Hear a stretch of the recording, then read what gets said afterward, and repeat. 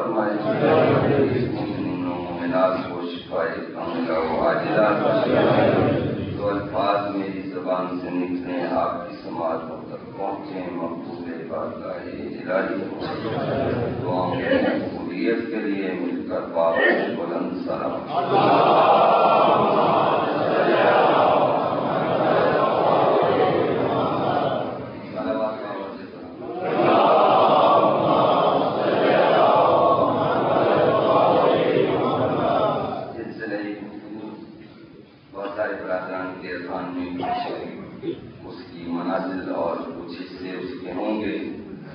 کچھ بڑا جان مضبوط طریقے سے جو ہم تشریف لاتے رہے ان کے ذہن میں سلسلہ کلام کی جو منزلیں ہوں گی جو آپ حضرات کی خدمت میں عرض کرتا رہا.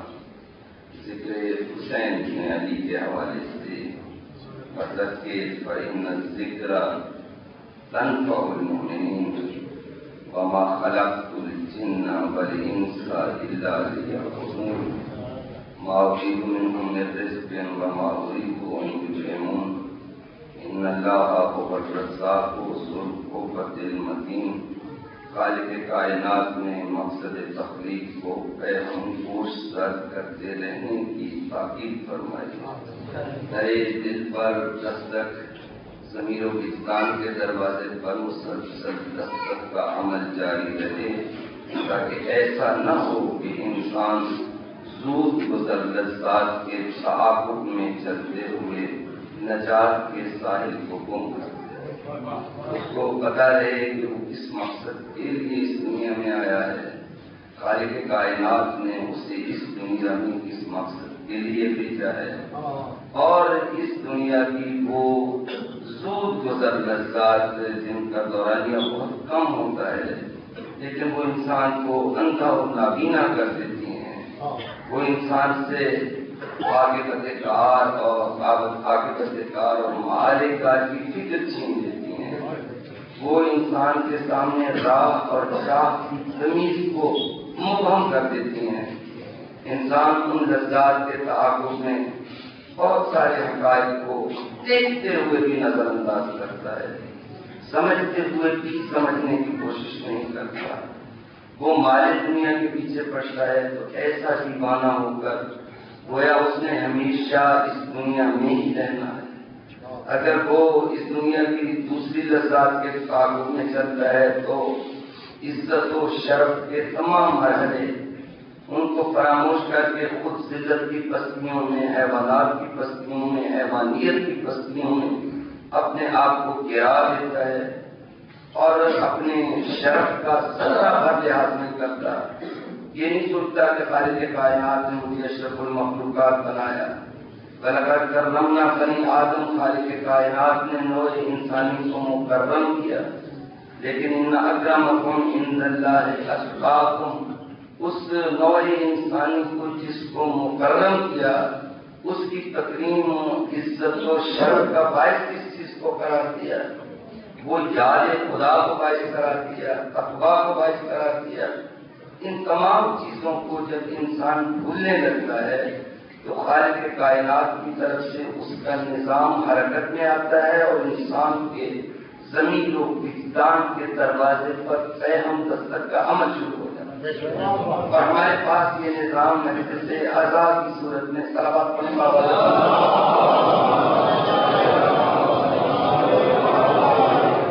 نظریات کی صورت گری ہو تو انسان کا عمل صحیح ہو.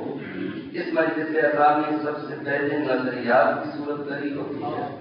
انسان کو بتایا جاتا ہے اصول دین کیا ہے اور کیا غنی مذہب ہے, کیا باشرف مذہب ہے, کیا فکر اسلام ہے.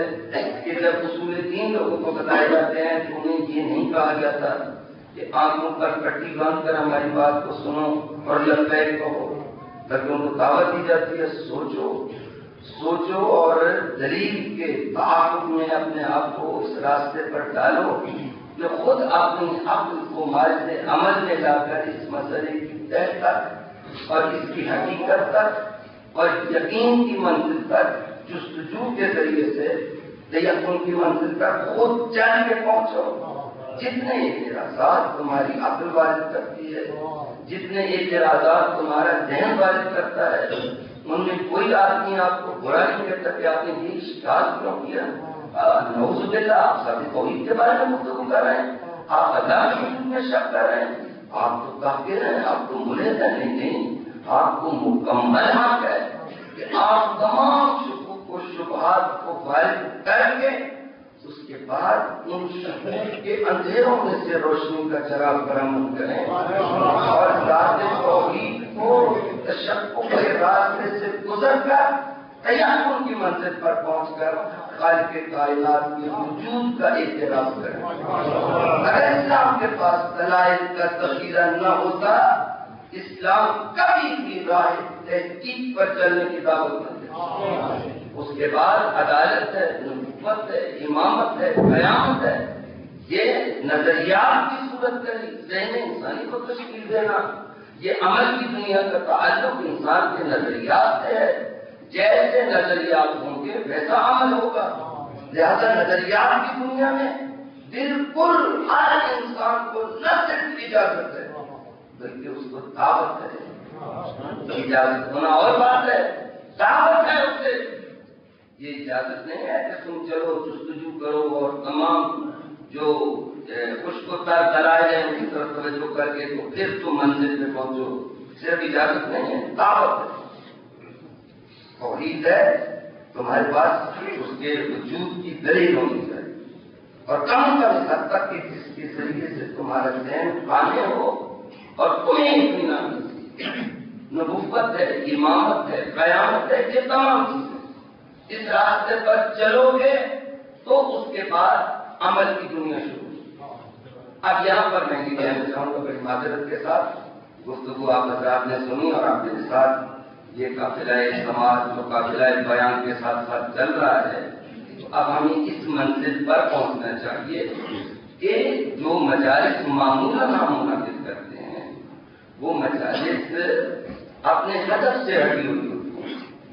یہ ذکر حسین ہے، یہ مجلس، یہ مذہب شیعہ کے پاس ایک خزانہ عام ہے، ایک بہت بڑی دولت ہے. اتنی بڑی دولت ہے کہ جس کا کسی اور جگہ پہ آپ نے بات کریں تو تصور ہی نہیں کیا جا سکتا. اہل بیت اطہار نے اپنے دامن سے منسلک رہنے کے لیے جو ہمیں یہ ادارہ مجلس اعلیٰ کی صورت میں عطا کیا، ہم اس کا جتنا بھی شکر ادا کریں کم ہے اور اس کی جتنی بھی قدر کریں کم ہے. ہمیں یہاں سے تشیع کو سیکھنا چاہیے، ہمیں سمجھنا چاہیے شیعت ہوتی کیا ہے. ہم یہاں پہ صرف نعرے لگا کے رو کے چلے جائیں، یہ مجلس کا مقصد نہیں ہے. نعرہ ان کے فضائل پہ اس لیے آتا ہے کہ جب ان کا ذکر ہوتا ہے تو انسان کا مرحبا کہنے کو جی چاہتا ہے. وہ اس منزل شرف پر ہے کہ انسان کے باطن کی پاکیزگی بے اختیار انسان کی زبان سے مرحبا نکلتا ہے، انسان کا باطن بے اختیار اہل بیت اطہار کی عظمت و جلالت کے سامنے تعظیم بجا جاتا ہے. ان کے مسائل ایسے ہیں کہ جن کا تعلق انسان کے دل کی دنیا سے اس طرح استوار ہوتا ہے کہ ان کے مسائل کے ذکر کے سامنے کوئی اور ذکر اچھا نہیں لگتا. ہمیں خوش کرنے والا ذکر اتنا اچھا نہیں لگتا جتنا اہل بیت اطہار کے مسائل اچھے لگتے ہیں. مسائل جتنے بھی اچھے ہوں، بعد میں اگر عالم مسائل نہیں پڑھے یا کم پڑھے تو گراہان کہتے ہیں، شکوا کرتے ہیں، کہتے ہیں تھوڑا سا رونے آئے تھے اور جی ہلکا نہیں ہوا، بہت سا رہ گیا، رو نہیں سکے. یہ کوئی معمولی دولت نہیں ہے کہ ان کے ذکر کے سبب سے ہمیں اتنا بڑا خزانہ مل گیا. تو جب آپ یہاں تک پہنچے تو آپ جملہ سنیں اور اس جملے کو وصول کریں تاکہ میں آگے بڑھ سکوں. شیعہ اہل بیت کے فضائل کو سن لینا، مان لینا اور بیان کرنا شرک نہیں. بہت توجہ کے ساتھ ایک جملے پر آپ حضرات کی توجہات کا ارتکاز رہے تو میں آگے بڑھوں اور بیان کی منزل پر پہنچوں. اہل بیت کے فضائل کو مان لینے کا منع شرک نہیں. میں نے کیا کہہ دیا، پھر ہم تو یہی سمجھتے تھے اہل بیت کے فضائل کو ہم مانتے ہیں اس لیے شیعہ ہے. یہ آپ دیکھیں بہت سارے لوگ اہل بیت اطہار کے فضائل کو مانتے ہیں اور اس حد تک جو اہل بیت کے فضائل کو تسلیم کیا گیا، آپ کو یہ شرف حاصل ہے کہ آپ دوسرے لوگوں کے سامنے جب اہل بیت اطہار کی عزت و عظمت اور ان کے شرف کو پیش کرتے ہیں تو تمام حوالے انہی کی کتابوں سے مل جاتے ہیں.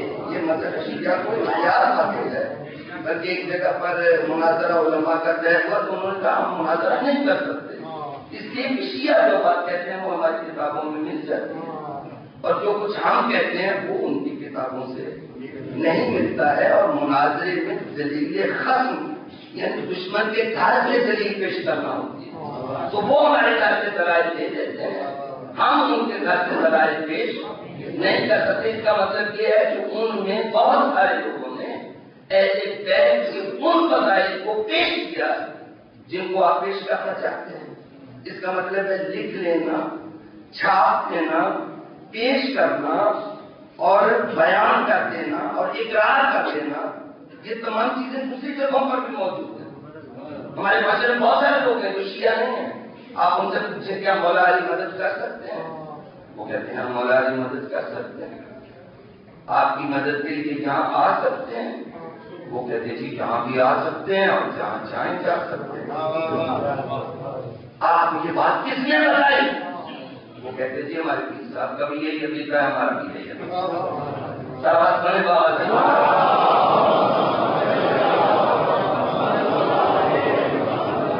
ایسے پیسے اطہار کے فضائل کو تو مانتے ہیں، لیکن آپ ان کو شیعہ کیوں نہیں کہتے؟ اہل بیت کے فضائل کو مان لینا شیعت نہیں ہے، اہل بیت کے حکم کو اپنے اوپر نافذ کرنا چاہیے۔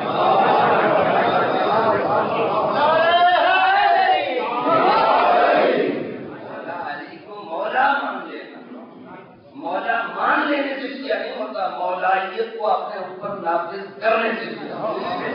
اگر مولا مان لینے اور نعرہ لگا دینے سے کیا ہو سکتا ہوتا تو جس نے بکن کا پہلے بارہ لگایا تھا وہ مان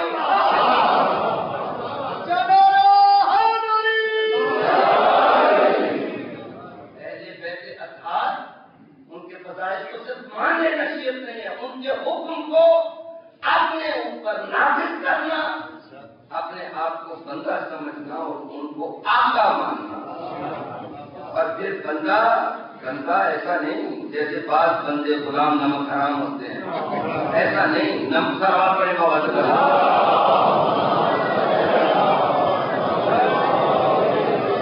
ہم غلام تو لکھواتے تھے، اور یہ بات یاد نہ رہے کہ غلام تو دو قسم کے ہوتے ہیں، اور سمجھے کہ غلام لکھوا لینے سے کام ہو جائے گا، سلامات پڑے بابا۔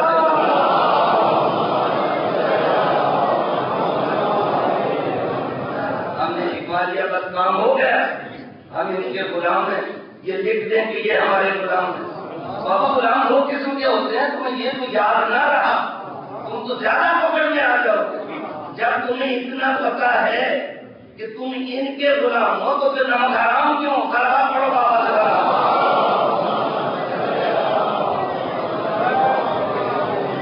یہ نجات کی صنعت تو نہ ہوئی نا، یہ تو اور زیادہ پکڑ میں آ گئے، یہ تو اقرار ہو گیا نا۔ تو اقرار اعلان کو سے ہیں جائز، جب کوئی انسان اقرار کر لیتا ہے تو وہ اس کے خلاف استعمال ہوتا ہے۔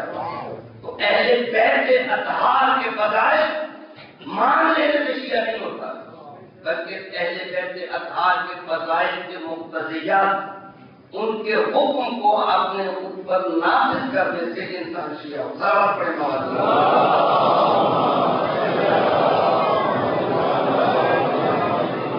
لوگ امام اعظم مصطفیٰ علیہ السلام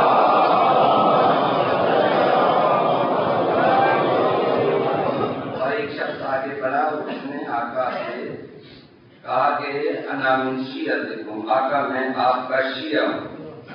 اب امام جانتے ہیں یا نہیں جانتے کہ یہ شیعہ ہے یا نہیں جانتے ہیں؟ اس کو کہہ سکتے ہیں تو شیعہ ہے ٹھیک ہے یا تو شیعہ نہیں ہے ٹھیک نہیں ہے؟ آقا آرام سے اس کے سوال کا جواب یوں دے سکتے ہیں کہ ہاں یا نہیں۔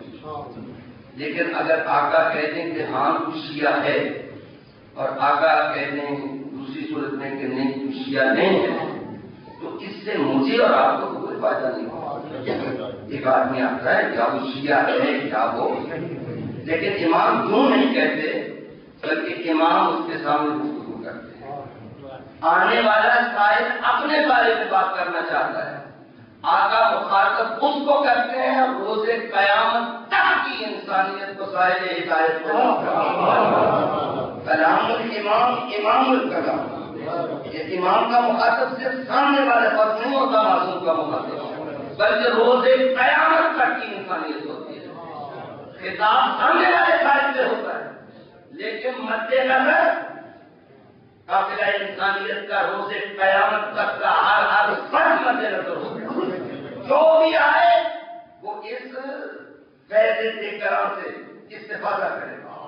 اس نے کہا آقا اللہ میں شیعت ہے، میں آپ کا شیعہ ہوں. آپ نے فرمایا یا عبداللہ ان کنت فی عوام میرے نام الزواج لینا مطیع اللہ فقط فقط.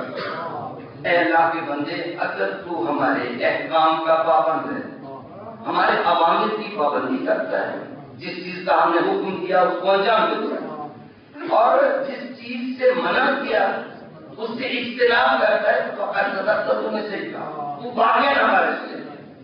ان کنتا کے خلاف ظالم ہے. اگر معاملہ اس کے برعکس ہے، جو ہم کہتے ہیں وہ کرتا نہیں. صلوات پڑھیں بابا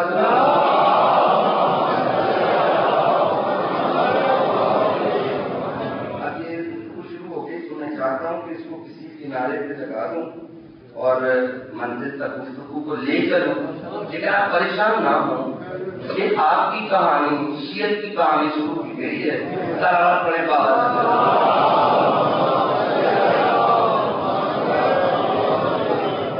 دانشگاہ اہل بیت ہے، دوسری دنیا کے رہبر لوگوں کو چکر دیتے ہیں. اہل بیت اطہار لوگوں کو چکروں سے نکالتے ہیں. اہل بیت اطہار کبھی بھی لوگوں کو اندھیرے میں نہیں رکھتے. یہی تو فرق ہے، اندھیروں میں رکھنے والے رہبر اور ہوتے ہیں اور اندھیروں سے نکال کر روشنیوں میں لانے والے رہبر. یہاں پر جب روشنیوں میں لانے والے رہبروں کا ذکر ہے وہ رہبروں کی زبان سے ہم سنیں کہ شیعہ کیا اے اللہ کے بندے، اگر تو ہمارے عوام میں وہ زبان سے تو ہماری احکام کا پابند ہے تو تم نے نہیں کہا. ان کنتا کے خلاف ہے صالح. اگر معاملہ اس کے برعکس ہے، جو ہم کہتے ہیں وہ تو کرتا نہیں اور جس سے منع کرتے ہیں اس سے تو رکتا نہیں. فلا تزد فی ذنوبک للدعویٰ کا مرتبتاً شریفتاً لست من اہلہ. پھر اپنے گناہوں میں زیادتی نہ کر. فلا تزد فی ذنوبک، سمجھیں شیعت کیا چیز. فلا تزد فی ذنوبک، اپنے گناہوں میں زیادتی نہ کر. کس چیز کے ساتھ؟ للدعویٰ کا مرتبتاً شریفتاً لست من اہلہ. ایک ایسے مرتبہ بادشاہ کا دعویٰ کر کے کہ جس کا تو ہے ایک مرتبہ. صلوات پڑھیں بابا.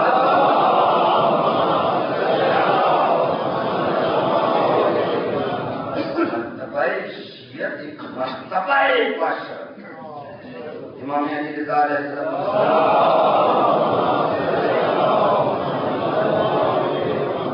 لوگ آئے، آقا نے ان کو اجازت نہیں دی، چلے گئے.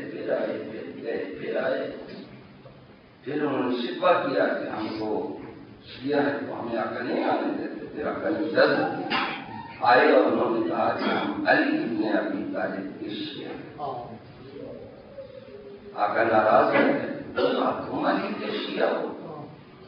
علی کے شیعہ حسن تھے، علی کے شیعہ حسین، علی کے شیعہ ہمارے یاسر تھے، محمد ابن علی بکر تھے. میں کتاب صلوات پڑھیں بابا.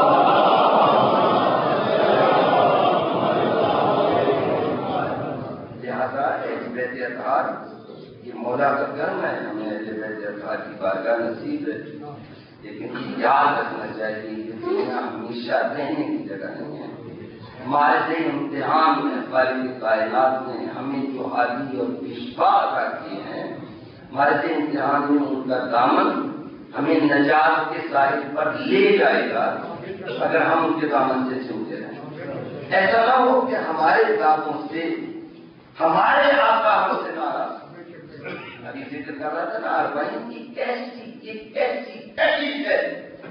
کل میں نے جملہ کیا تھا نا، میں نے کہا تھا حج پہ لوگ 25 لاکھ 20 لاکھ اور اربعین پہ دیکھیں حج کے لیے کام کیا گیا، لوگوں کو اس طرف بلایا گیا اور اربعین پر پہنچنے سے لوگوں کو روکا گیا.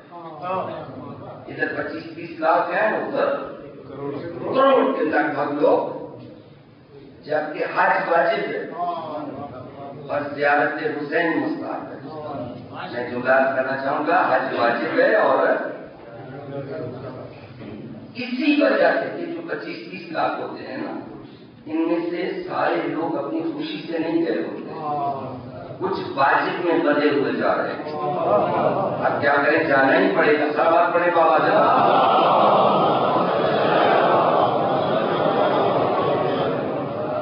یہ جو ستی ہیں حکموں کے اب تو جانا ہی پڑے گا۔ رش سے طبیعت گھبراتی ہے، ہجوم میں جانے کو دل نہیں چاہتا، لیکن مجبوراً جا رہے ہیں۔ تو اس 25-30 لاکھ میں ایک اچھی خاصی تعداد ہے جو مجبوراً جاتی ہے، لیکن زیارت حسین کے لیے جو 1 کروڑ جاتا ہے ان میں کوئی بھی مجبوراً نہیں جاتا۔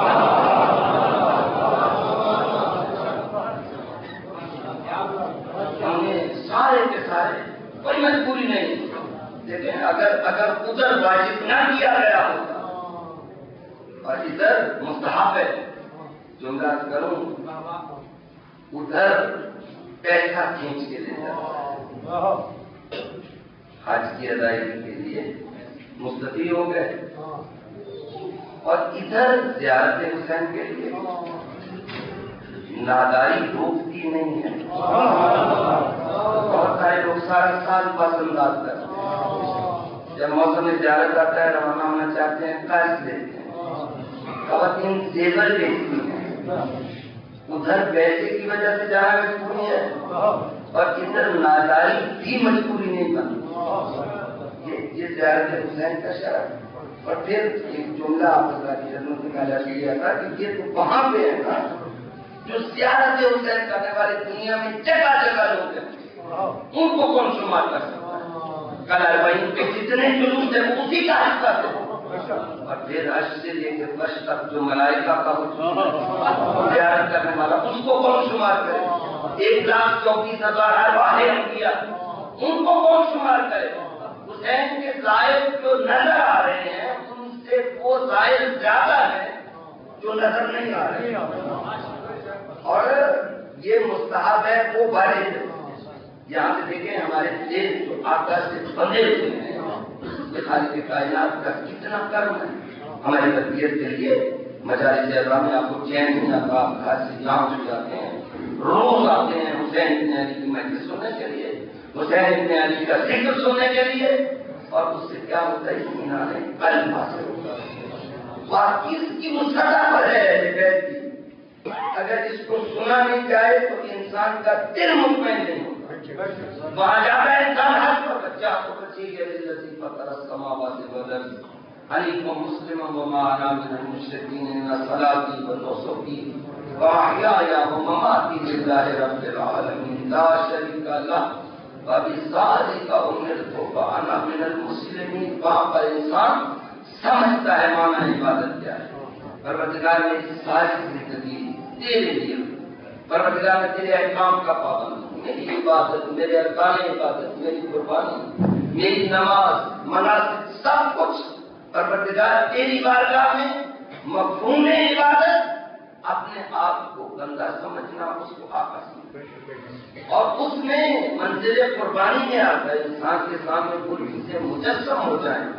حج میں جاتا ہے انسان، ایک ایک ذرہ وہاں کا مرکز جلال و جمال الہی، ایک ایک منظر محل نزول آیات الہی، صفا و مروہ کے درمیان دوڑے، وہاں پر جناب حاجرہ یاد رکھتی ہیں راہ خدا میں ہجرت کی سختیوں سے کیسے گزری، اور ایک بھی جب اطاعت الہی کے صفا و مروہ کے درمیان دوڑی تو خالق کائنات نے اس کے قدموں سے مس ہوتی ہوئی زمین کو شاعر الہی بنا دیا۔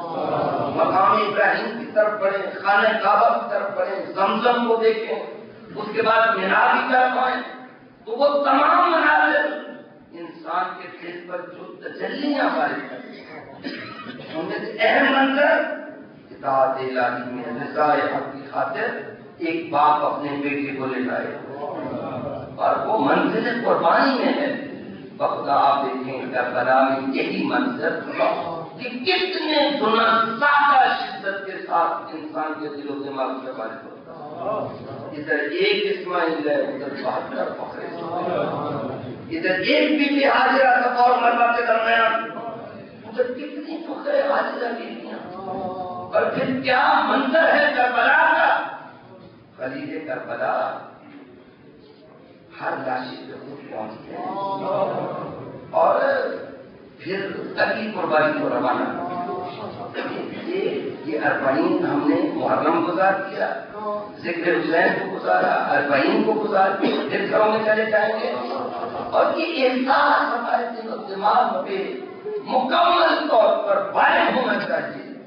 اس احساس کی سر میں ہمیں آنا چاہیے کہ ہمیں حسین ابن علی کے راستے پر اپنے آپ کو برقرار رکھنے کے لیے اتنی جدوجہد کرنی ہے جتنی اس وقت اس فضائے زمانہ میں مطلوب ہے. دنیا میں نشانہ بناتی ہے یہ حسین کے چاہنے والے ہیں. یہ واقعی اتنی بڑی دولت ہے جس کے پاس دولت ہو جو اس کے گھر کا روک کرتا ہے، جہاں اسی کو سلام کرنے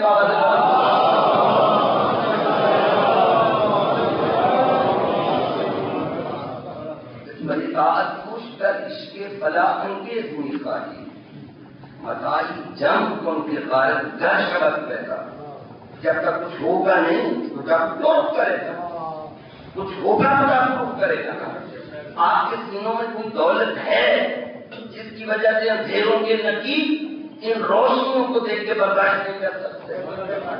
آپ کو روشنیوں کی قدر کرنی چاہیے. آج اہل بیت اطہار کا پیغام آپ ان لوگوں کے بارے میں سوچیں جن کے پاس وسائل نہیں تھے اور ان کے لیے ایسی جگہ پر پہنچنا جہاں عالم دین ہو بہت مشکل تھا. آج موقع کا کرم ہے، مکتب اہل بیت کی تربیت شدہ علماء جگہ جگہ پر موجود ہیں. وہ مسائل حلال و حرام بتانے کے لیے موجود ہیں. اور پھر ہمارے پاس مرکز موجود ہے. شیعت کی جو تاریخ ہے وہ یہ کہ کبھی بھی قافلہ شیعت آج تک پیغمبر اکرم صلی اللہ علیہ وسلم آج تک کبھی بھی مرکز گم کرتا آوارہ اور در بدر قافلہ نہیں رہا. شیعت کا مرکز ہر زمانے میں موجود رہا. آقا دنیا سے گئے من کنت مولا فہذا علی مولا. مرکز آیا، علی ابن ابی طالب کے بعد مرکز موجود تھا. حسن مصطفیٰ کے بعد پھر مرکز، اس کے بعد ائمہ اگر زندان میں بھی تھے مرکز موجود تھا. اور ہمارے دل ائمہ اطہار سے بنے ہوئے تھے اس طرح کہ ہمارے لوگ اپنے اپنے علاقوں سے ائمہ کی زیارت کے لیے سفر کرتے تھے. ائمہ اطہار نے نظام وضع کیا اور اپنے احادیث کے راویوں کو احکام حلال و حرام بتا کر سکھا کر ان کو اطراف و جوال میں بھیج دیا. جہاں جہاں ہمارے چاہنے والے ہیں وہاں وہاں پر دین مبین کا پیغام جو زبان عصمت سے بیان ہوا ہے وہ ان نمائندوں کے ذریعے سے پہنچا. لہذا لوگ مرکز سے ان کے ذریعے سے بھی مرتبط اور اس کے بعد امام کی زیارت کے لیے لوگ جاتے تھے اور اس طرح سے مرتبط رہے. اور پھر جب غیبت کا دور آیا کیا پھر اس قافلے کو ہے دربش کے چھوڑ دیا گیا. یہ بڑی سوچنے کی بات ہے. خدا ہمارے اوپر تحقیق ہو رہی ہے. ان لوگوں کی اس طاقت کا راز کیا ہے؟ شیعہ ہوتا ہی وہ ہے جو حزب اللہ شیعہ مسلم آدمی شیعہ نہیں ہوتا ہے. کاروبار پڑے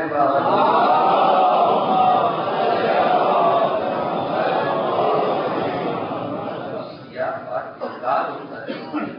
من شیعت ابراہیم، ابراہیم شیعہ ہے، اس کے اندر بس براہمی موجود ہوتا ہے. اس کے اندر ایسی شجاعت کی کچھ رنگ تو ہونی چاہیے جس شجاعت کا بیان قرآن کریم نے حضرت ابراہیم کے حوالے سے کیا ہے.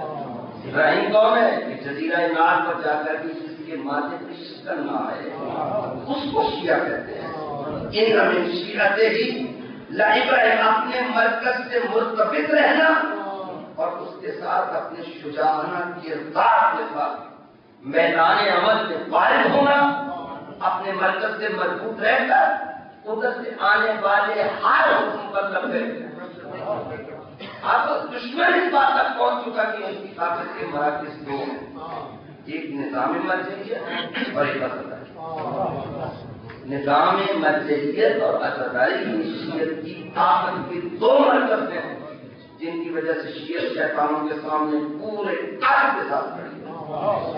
ہمارے پاس بظاہر وہ وسائل موجود نہیں ہیں جو ان کے پاس ہیں، لیکن اس کے باوجود وہ کون سی چیز ہے جو انہیں جھکنے نہیں دیتی، انہیں گرنے نہیں دیتی؟ وہ دو چیزیں ہیں،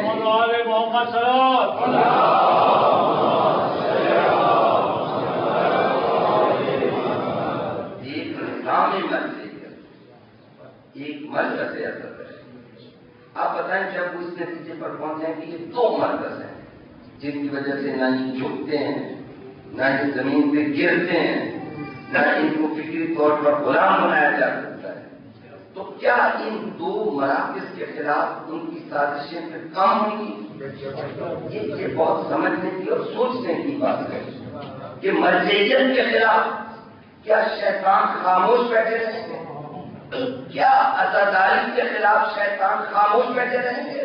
اور یہی طے ہے کہ عزاداری میں یہ طاقت ہے کہ جو سامنے کھل کر آئے، یہ عزاداری مٹتی نہیں ہے، اس کو مٹا دیتی ہے۔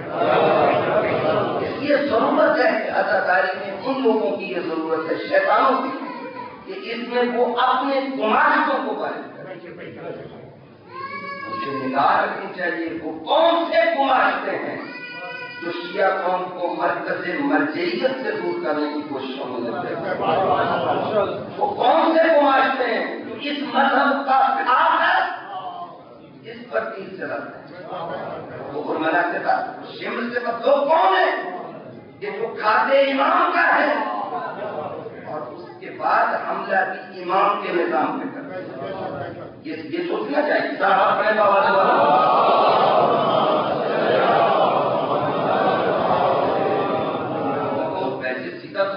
نہیں جا سکتا جو خون بہانے پہ آمادہ، اپنی دولت خرچ کرنے پہ آمادہ، سارا سال حسین ابن علی سے متفق رہنا، جن کی سب سے بڑی عبادت اس مرکز سے متفق رہنے والے لوگ سارا اپنے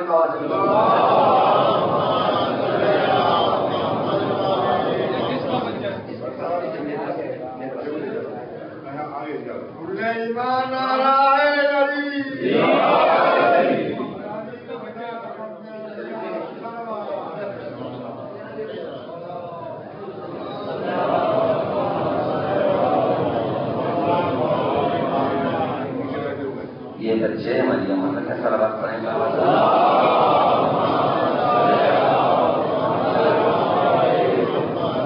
بچے نے کہاں جانا ہے لیکن تھوڑی سی یہ پریشان بھی کیوں کو سلامت پڑیں گا؟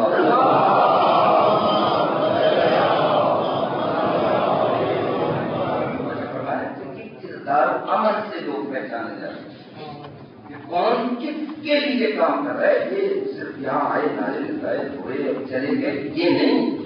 شیعت کا مطلب یہ ہے کہ اپنی کردار و عمل پر مکمل نگاہ رکھیں، اپنے آپ کو اپنے مرکز سے مضبوطی کے ساتھ منسلک کیا جائے اور یہ سوچا جائے کہ ہمارا آقا کس بات میں رس، آقا نے ہمیں در بدر نہیں ہونے دیا، مرکز عطا کیا، نظام مرجعیت ہمیں عطا کیا اور اپنے دامن سے منسلک رہنے کا ذریعہ نظام مرجعیت کو قرار دیا اور پھر کہ فخر کا راستہ ہمیں کوئی آج جدید کا فقیر نہیں کہہ سکتا، اس لیے کہ ہمارے پاس علوم کے وارث مجتہدین کرام فقہائے اعظام موجود ہیں اور پھر یہ بھی نہیں ہے کہ یہ بتا دیا جاتا ہے کہ وارث موجود ہیں، بلکہ وہ علوم والے اطہار کے اس کے ذخیرے خزانے اور علمیہ لائبریریوں میں مراکز میں موجود ہیں۔ آپ کا بچہ بھی اگر اچھی استعداد رکھتا ہو اور آپ اس کو پڑھانا چاہیں تو وہ بھی مجتہد اور فقیہ بن سکتا ہے، لیکن اس کے لیے ضرورت ہے کہ وہ اپنی زندگی کو اس پر صرف کرے، اپنی استعداد کو، اپنی تمام تر قابلیتوں کو، جتنا اس کا جتنا ٹیلنٹ ہے اس راستے پہ وہ صرف ہو، پھر جا کے وہ اسپیشلائزیشن کی منزل پر پہنچے۔ آج دنیا پہنچی ہے اس منزل پر، تخصص اور اسپیشلائزیشن کی منزل پر، اور کہا گیا ہے کہ اگر بیمار ہو تو ڈاکٹر کے پاس جاؤ، اگر تمہیں مقام بنانا ہے انجینئر کے پاس جاؤ، پہلے تو ایک ہی ڈاکٹر ہوتا تھا، اب تو پارٹس میں ہو گیا نا، ہر حصے کا متخصص اور اسپیشلسٹ الگ ہے. تو آپ ہر زندگی کے ہر مسئلے میں اسپیشلسٹ کے پاس جاتے ہیں. کیا دین کسی عطائی سے لیں؟ جس نے کہیں پڑھائی نہیں، جس کو صحیح خطبہ نہیں پڑھنا، وہ ہمارے مذہب کا ترجمہ کرے. جو آدمی ادھر سے آیا اسے اہل بیت کی حقانیت نے اگر متاثر کیا ہے تو وہ آئے ادھر اور ہم سے آ کے سیکھے کہ نماز کیسے پڑھتے ہیں. اور اگر تو ادھر سے آ کے ہمیں سکھانا شروع کریں کہ نماز ایسے نہیں ہوتی ایسے ہوتی، آپ یہ سمجھیں کہ نماز بھی ادھر سے ہی آئی ہے. صلوات پڑھیں بابا.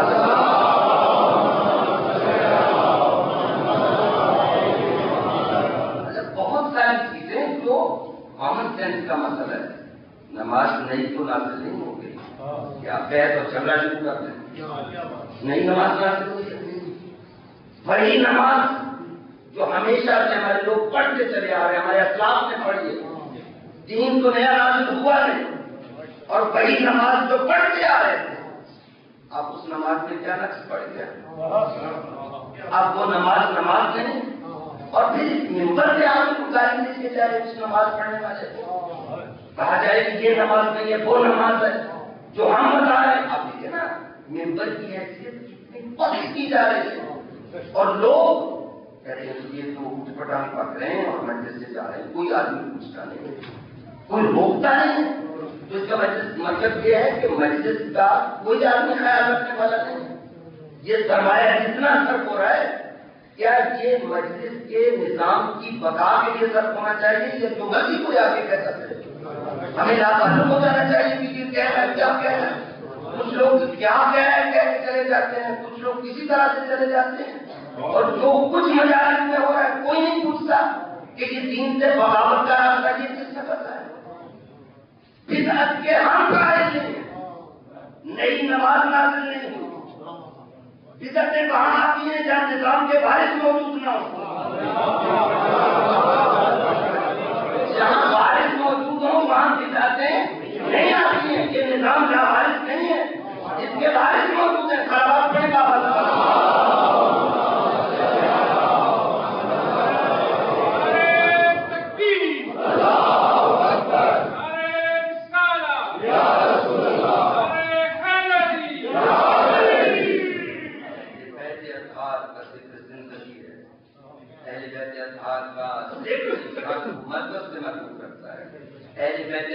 کا ذکر انسان کو ظاہر نجات میں لے جاتا ہے. اہل بیت اطہار کا ذکر انسان کو اندھیروں سے نکال کر روشنیوں کے راستے پہ گامزن کرتا ہے. اہل بیت اطہار کا ذکر اس میں دوغلا پن نہیں کرتا ہے، منافقت نہیں کرتی ہے. اہل بیت اطہار کا ذکر سننے والے کرنے والے یہ وہ قافلہ ہے جس پر آقا کی نگاہ عنایت رہے. یہ اس ذکر کو درد کی دولت یہاں پر لے کے آئی. میں نے آپ حضرات کا بہت زیادہ وقت لیا، میں کیا سوچ کے آیا تھا، کیا میں نے گفتگو کی، لیکن آپ میرے ساتھ چلے، میں آپ کا شکر گزار ہوں. لیکن اس نیت کے ساتھ کہ یہ محمود بارگاہ مولا ہوگی یہ جملے میں نے آپ حضرات کے سامنے کہنے کی ضرورت کی. تو آپ کوئی شخص بھی اپنے آپ کو لاپرواہ نہ رکھے. یہ مطلب نہیں ہے کہ وہ سننے آیا ہے، اگر صحیح سن رہا ہے تو ٹھیک ہے، نہیں سن رہا تو وہ کیا کرے، اس کے تو پاس میں کچھ نہیں ہے. نہیں یہ عقیدائی یہ سب کی مشترک میراث ہے اور میرے قائد کی حفاظت کرنا. یہ حزب اللہ معجزے مفت میں برپا نہیں ہوتے، اس کے لیے خون خرچ ہوتا ہے. یہ کردار کی دولت کا معجزہ ہے. یہ ساری دنیا کے شیطان بزرگ جو برتائے حیرت میں، نہ ان کے پاس ایئر کور ہے، نہ ان کے پاس نیوی ہے، نہ ان کے پاس آرمڈ فورسز ہیں، نہ جنگ کے کچھ بھی نہیں ہے. دنیا کی جو طاقت جس نے سب کو رسوا کیا ہوا، جس نے عربوں کو صفر کیا ہوا،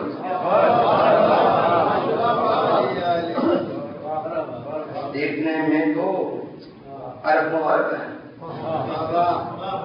لیکن صفر ایسے گھر بھی ہوں تو صفر جن میں حمیت نہیں، غیرت نہیں، شجاعت نہیں، کردار نہیں. ایسے گھروں بھی ہو تو صفر ہے. اور یہ لوگ کہاں گئے تھے؟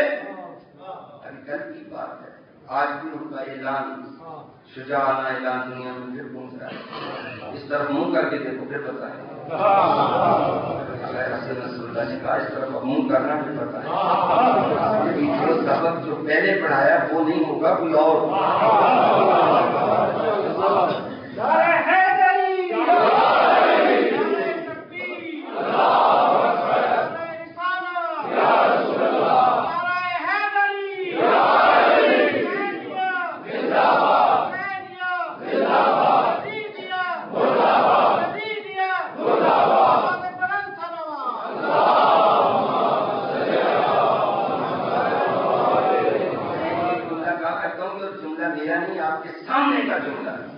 جب اس نے لبنان پہ حملہ کیا اب سارے لوگ لڑ رہے تھے. اس کے سامنے تو ملک نہیں کہہ سکتے تھے، ان کے پاس ساری فورسز ہیں لڑائی کے لیے، دفاع کے لیے، ان کے پاس تو ہے کچھ نہیں. تو یہ سارے ملک یہ 2-3 دن تو ٹھہر نہیں سکتے. لبنان کی طرف پڑا تو کیا ہو. اور اس نے اپنے سرپرست سے بلیے نعمت سے یہ کہا تھا کہ اقوام متحدہ سے کوئی قرارداد 1 ہفتہ تک پاس نہ ہو، میں 1 ہفتے میں صفایا کروں. اس نے کہا ٹھیک ہے، اقوام متحدہ سے کوئی قرارداد جنگ بندی کی پاس. اقوام متحدہ کیا ہے؟ جب یہ ادارہ قائم ہوا تھا تو علامہ اقبال نے کہا تھا من کی شدین نہ دانم کے کفن دوستی جنگ پہلی تقسیم قبور انجمنی صاحب.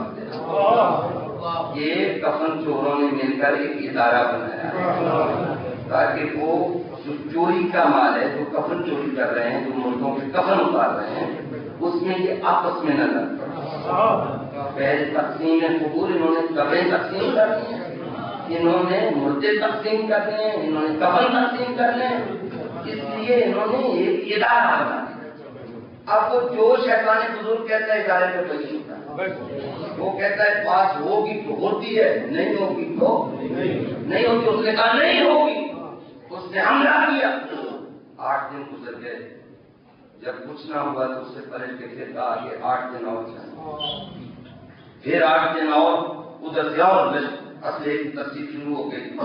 اور امریکہ کی وزیر خارجہ نے بیان دیا تھا کہ نیا مشرق وسطیٰ نیا تشکیل پا رہا ہے، نیا جنم لے گا، ہوگی نیا جنم لے گا. پھر 10 دن اور گزرے، پھر پلٹ کے کہا 10 دن اور چاہیے. دن گزرتے گئے، 20 دن، 25 دن، 30 دن. جب دن گزرتے جا رہے تھے رفتہ رفتہ ان کے مرکز میں زلزلوں کے جھٹکے آنے لگے اور یہودیت کو خیبر کا پھولا ہوا سبق یاد آ گیا.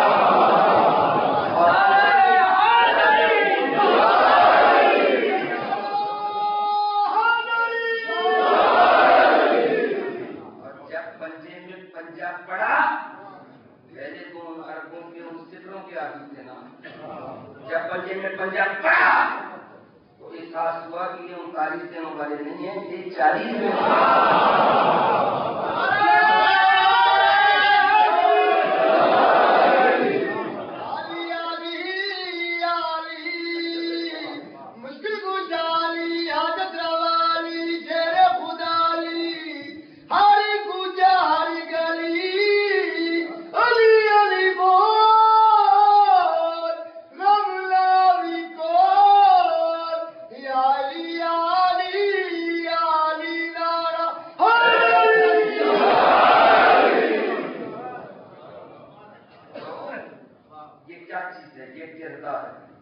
اب دنیا تحقیق کر رہی ہے کیا ہے نتیجہ وہی. مرکز موجود ہے اور طاقت کا مرکز عطاداری ہوتی ہے. فکری رہنمائی ادھر سے ہوتی ہے، عملی تربیت ادھر سے ہوتی ہے. جیسی یہ دانشگاہ ہے، نگاہوں کی تربیت، ہاتھوں کی تربیت، باطن کی تربیت، قدموں کی تربیت. مجھے سوچے رہتے ہیں نوجوان یہ جملہ میں پھر تکرار کروں. ہاتھوں کی تربیت، جو سینے پہ ہاتھ وہ ذہن کی فتح کا نکارہ بجاتے ہیں اور یزیدیت کے خلاف اعلان جنگ کا تار بجاتے ہیں، وہ حلال و حرام کی تمیز کو ضائع نہیں کرتے. وہ قدم جو باطن کے حلقوں میں علم عباس کی چھاؤں میں چلتے ہیں، جب ہم کو باطل کے راستے الگ الگ نظر آئے تو ان کے راستے قدم حق کے راستے کو چھوڑ کر باطل کے راستے پہ نہیں کر سکتے، اس لیے کہ عباس علمدار کی وفا کے جذبے انہوں نے اپنے اندر اتارے تھے، اور جن کی نگاہیں غم حسین میں واپس اتنی بڑی دانشگاہ دنیا میں کہیں مل نہیں سکتی۔ ذرا حزب اللہ والوں کے حالات کو پڑھ کے دیکھو، جو مورچوں میں نماز تہجد پڑھتے، آپ دیکھیں جتنی مسلح تنظیمیں دنیا میں ہیں ان میں مسلح ہونے کی وجہ سے غنڈہ گردی کا عنصر موجود ہے، ایک محض حزب اللہ ایسی تنظیم ہے کہ جن کا کردار شجاعانہ کردار دنیا کے لیے مثال، لیکن معاشرے کی خدمت گزار کا ان کا عاجزانہ کردار وہ بھی دنیا کے سامنے ہے کہ عیسائی ان کے کردار کا منفرد ہے۔ ان کے علاقے میں رہنے والا عیسائی وہ بھی کہتا ہے اتنے خدمت گزار لوگ کہ اگر کسی کا بل ادا نہیں ہوا ہوگا تو ان کے کارکنان کے گھر سے بل لے جاتے ہیں، جمع ہوتا ہے، اسٹیمپ ہوتا ہے، وہ واپس گھر لے جاتے ہیں۔ یہ کس نے سکھایا؟ یہ حزب اللہ کو کس نے سکھایا؟ یہ قرآن نے سکھایا، وَيُطْعِمُونَ الطَّعَامَ عَلَىٰ حُبِّهِ مِسْكِينًا وَيَتِيمًا وَأَسِيرًا۔ اہل بیت کے کردار کو قرآن نے بیان، یتیم ہے، مسکین ہے، مسلمان ہے۔ تیسرے دن جو اسیر آیا وہ تو مسلمان نہیں ہے، بس میں اپنی گفتگو کو تمام کر دوں، وہ اسیر تو مسلمان نہیں ہے، اور وہ ایک دن کا بھوکا ہے۔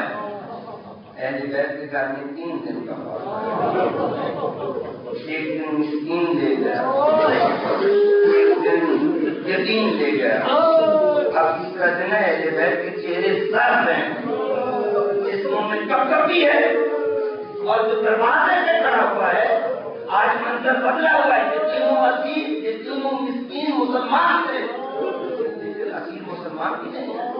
اہل بیت اپنے سامنے کا کھانا اٹھا کے دے دیتے ہیں اس کو۔ میں آگے بڑھ کے کہوں گا اہل بیت اطہار یہ ایک دن کا بھوکا، آپ 3 دن سے واقف ہیں اور یہ کلمہ بھی نہیں پڑھتا۔ اہل بیت کی آواز آئی کہ ہم رحمت للمسلمین کے وارث نہیں، ہم رحمت للعالمین کے وارث ہیں۔ یہ اہل بیت اطہار کا کردار۔ میں میدان صفین میں جب آقا کی فوج پہنچ گئے تو آگے گھاٹ کے قبضہ کا موجود تھا، انہوں نے پانی نہیں پینے دیا۔ بخدا اگر آقا کی فوج کا پہلے گھاٹ پر قبضہ ہوگا اور آقا ان کو پانی پینے دیتے تو یہ کردار اتنا نکھر کر سامنے نہیں آتا۔ کہا جاتا آقا نے پانی بند نہیں کیا، سبھی پی رہے تھے، نہیں، انہوں نے قبضہ کر کے جب پانی پینے نہیں دیا ان سے کہا کہ دیکھو یہ دریا کا گھاٹ سب کے لیے کھلا ہونا چاہیے، سب پانی پیئے، ہم بات کرتے ہیں اور کسی نتیجے پر پہنچنے کی کوشش کرتے ہیں تاکہ خون نہ بہے۔ انہوں نے کہا کہ آپ کو پانی نہیں دیں گے، اسی طرح ماریں گے، کیا ماریں گے؟ آقا نے مارے کے اشرف کو اشارہ کیا اور اس نے آگے بڑھ کر گھاٹ کا قبضہ لیا۔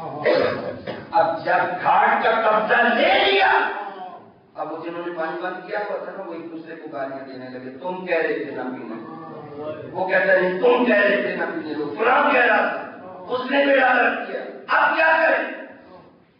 اب کسی نے کہا قبضہ لے لیں، کہا اگر لے سکتے ہوتے تو دیتے کیوں؟ ان سے قبضہ نہیں لے سکتے، پھر کیا کریں؟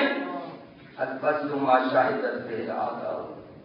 اہل بیت ایسے ہیں خدا نے بھی کردار کو تمہیں جانتے، ان میں سے لوگوں نے کہا نہیں وہ علی ہے، وہ پانی بند نہیں کرے گا۔ ابھی تو پانی پینے کا سوال ہے، اگر علی کو پتہ چلتا ہے نا کہ اتنے چاہتے ہیں کہ چل کے گھاٹ تک نہیں پہنچ سکتے تو علی پانی بھر کے لا کے پلائے، یہ علی پانی خود بھر کے لا کے خود لشکر کو پلائے گا۔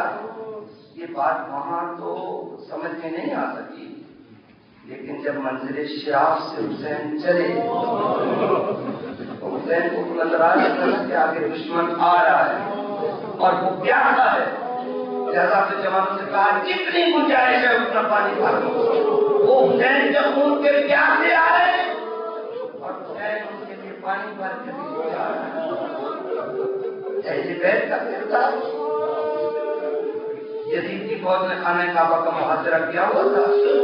یزید کے مرنے کی اطلاع میں تھی، فوج جو تھی وہ وہاں سے منتشر ہو، لوگ بھاگے، یہ لوگ ان کو مار دیں گے، گولیاں نوچ لیں گے، قتل کر دیں گے. ایک شخص بھاگا جا رہا ہے صحرا میں، اور بھوک اور پیاس سے اس کی بری حالت ہے. صحرا میں سے دور ایک خیمہ نظر آیا، وہ خیمے کی طرف بڑھا دیا. ہو سکتا ہے کوئی پانی مل جائے، کوئی غذا مل جائے. جب وہ خیمے کے پاس پہنچا، خیمے سے ایک شخصیت برآمد ہوئی. اس نے اپنے خادم کو آواز دی. سید سجاد نے اپنے خادم کو کہا کہ ایک مسافر پیاسا، ایک مسافر اجنبی جس کو غذا کی ضرورت ہو، یہ دیکھ کے کھڑا چاہتا ہے. سید سجاد کو جس موت سے بھاگا تھا وہ سامنے کھڑی ہے. اگر سید سجاد نے پہچان لیا یہ میرے بھائی علی اکبر کا ہے، اب زندگی کی صورت بڑھ نہیں سکتی ہے. ابھی یہ یہی سوچ رہا ہے کہ اب مارا گیا، سید سجاد اپنا بدلہ ضرور لے گا. لیکن یہ کیا سید سجاد کی آواز کی سماعت تک پہنچ رہی ہے. خادم سے کہہ رہے ہیں اجنبی مسافر پیاسا معلوم ہوتا ہے، اس کو پانی پلاؤ. سید سجاد نے پہچانا نہیں. خادم پانی پیش کرتا ہے، کچھ کھانا دیتا ہے، پھر چند لوگ نے زہر مارا کہ یہ بھاگنے کی فکر میں ہے. سید سجاد کسی بھی لوگ پہچان سکتے ہیں. سید سجاد کہتے ہیں تھکا ہوا ہے، تھوڑی دیر آرام کر دے. خادم سے کہتے ہیں اس کے لیے سائے کا بندوبست کر، خیمہ لگا دے. یہ کہتے نہیں میں جانا چاہتا ہوں، میں جلدی میں ہوں. آقا خادم سے کہتے ہیں اس کو ناکہ دے دے. ان کس کو دے دے؟ دشمن تھا لیکن سید سجاد کے کرم کا وار پھیر نہیں سکا. پلٹ کے کہتے سید سجاد تم نے مجھے پہچانا نہیں. سید سجاد نے کہا اے حسین ابن نبی سے میری بات سن. اہل بیت کے گھروں میں کوئی دل ایسا نہیں ہوتا جس سے علی اکبر کی اداکاری نہ ہو. علی اکبر کا کام ہمارے دلوں سے پہلے دن کی طرح رہا ہے. ہماری عورتیں ہماری مستورات کھانا نہیں کھاتی ہیں، پانی نہیں پیتی ہیں، علی اکبر کو یاد کرتی ہیں ہر روز. تو کہتا ہے میں نے تجھے پہچانا نہیں، میں نے تجھے پہلی نظر میں پہچان لیا تھا. تو میرے بھائی علی اکبر کا قاتل حفیظ ابن نبی ہے. لیکن اے حفیظ ابن نبی اس وقت ہم تمہارے مہمان تھے، آج تو ہمارا مہمان ہے. تم لوگوں نے ہمارے ساتھ وہ سلوک کیا جو تم نے مناسب سمجھا. ہم اہل بیت جو مہمان کے ساتھ سلوک کرتے ہیں ہم وہ کریں گے.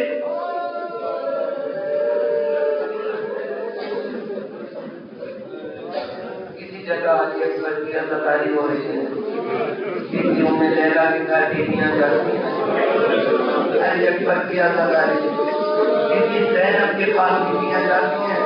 یہ ایام ایسے ایک بیوی ہے جو سن رسیدہ ہے، اس کا نام ام البنین ہے.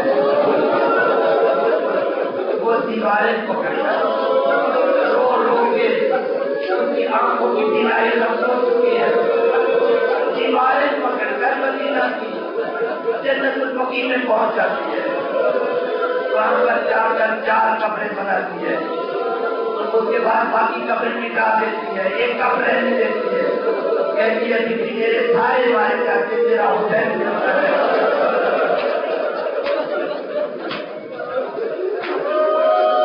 میرے سارے مارے جاتے تیرا حسین ملتا رہتا.